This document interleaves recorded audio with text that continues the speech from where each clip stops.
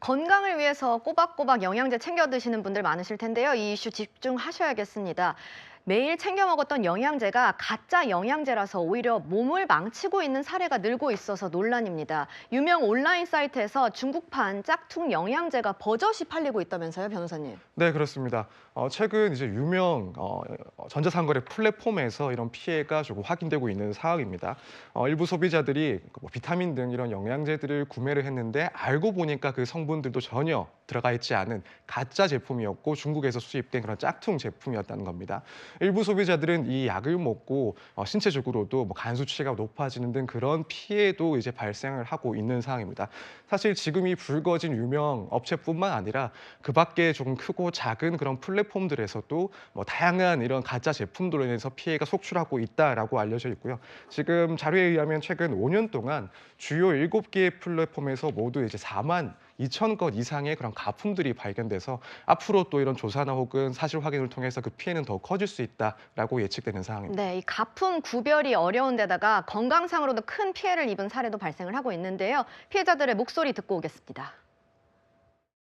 정식 사이트 들어가서 제품 코드를 똑같이 입력을 했는데 없는 제품이라고 나와서 이 철자가 한 글자 다르게 적혀 있더라고요. 믿고 그냥 샀는데 배신감이 느껴지고 의사가 갑자기 간 수치가 높아졌다고 이상하다고 그 영양제를 끊으라. 약에 대한 정확한 검사가 된 것도 아니고 어떤 그게 있을지는 전혀 모르니까 찝찝하죠. 네, 사실 가짜를 어떻게 못 알아보냐 이렇게 생각하시는 분들이 많을 것 같아서 저희가 그래픽을 준비를 해봤습니다.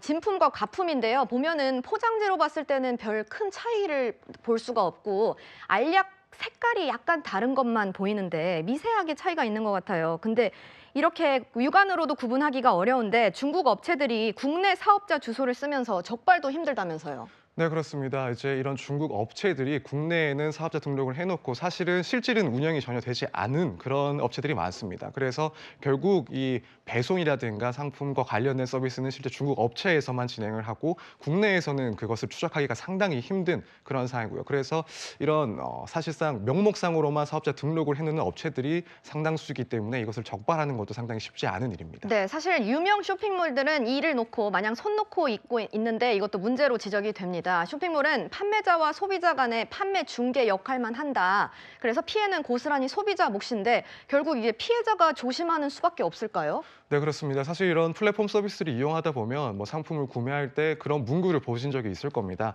판매 당사자가 아니기 때문에 이 업체는 책임을 지지 않고 판매자가 그런 법적인 책임을 진다라는 문구가 항상 포함이 되어 있는데 결국 그렇기 때문에 피해가 발생하면 최종적인 손해는 소비자들이 질 수밖에 없습니다.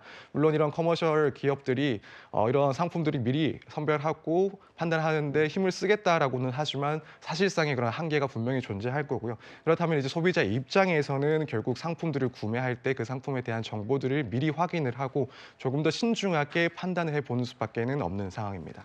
참 사실은 우리가 전자상거래도 많이 하고 이런 플랫폼도 이용도 점점 더 많이 하는데 왜 소비자가 불편을 겪고 피해를 겪으면서도 책임을 더 많이 져야 하는 건지 이 당국이 좀 책임을 져야 하는 문제가 아닌가 싶습니다. 저는 60초 후에 오겠습니다.